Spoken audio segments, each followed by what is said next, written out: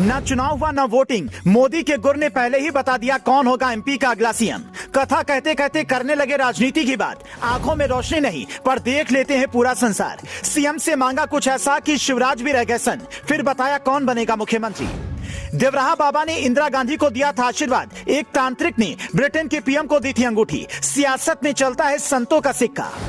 पंडित धीरेन्द्र शास्त्री ने लोगों को उनका भविष्य बताया तो कुछ लोग सवाल उठाने लगे, लेकिन अब पंडित धीरेन्द्र शास्त्री और पीएम मोदी के गुरु जगत गुरु रामभद्राचार्य ने सियासत का वो भविष्य बताया है जिसे सुनते ही कई नेता सन्न रह गए। सभा में बैठे शिवराज सिंह चौहान की स्थिति अलग थी तो घर में बैठे कमलनाथ भी समझ नहीं पा रहे थे आखिर ये क्या हो रहा है।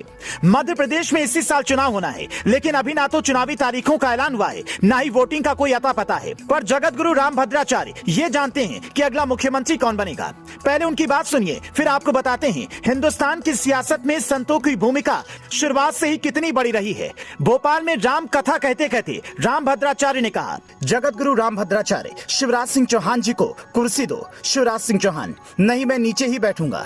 जगत गुरु रामभद्राचार्य, कुर्सी तो आपको मिली ही है। अच्छा आप कहना चाहते हैं फिर मुझे कुर्सी दिला दीजिए, तो इसके लिए मैं पूरी तरह से तैयार हूँ। इसके लिए मैंने रणनीति भी बना ली है। जगत गुरु रामभद्राचार्य, आपको भोपाल का नाम भोजपाल कर देना चाहिए। शिवराज सिंह चौहान, मैं प्रस्ताव भिजवाता हूं। आप तो जानते ही हैं यह अकेले मेरे वश में नहीं है।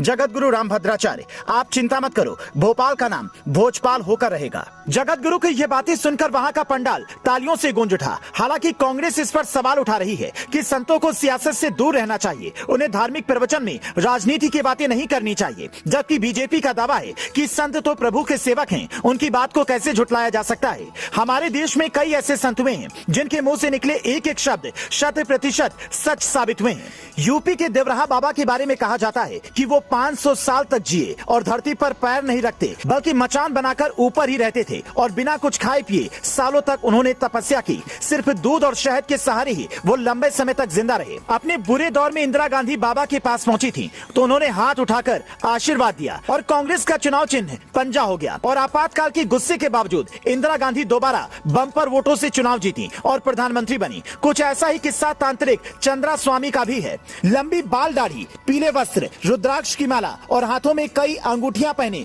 चंद्र स्वामी 16 साल की उम्र से ही तांत्रिक के रूप में मशहूर हो गए।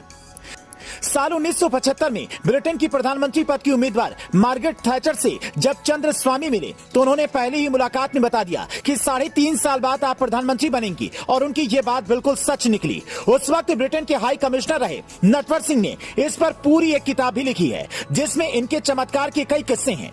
कैसे इनके कहने पर ब्रिटेन की महिला नेता ने लाल कपड़े पहने और ताबीज बांधकर इनसे मिलने पहुंची थी, और कैसे वो प्रधानमंत्री बनते ही इन सब से दूर हो गईं।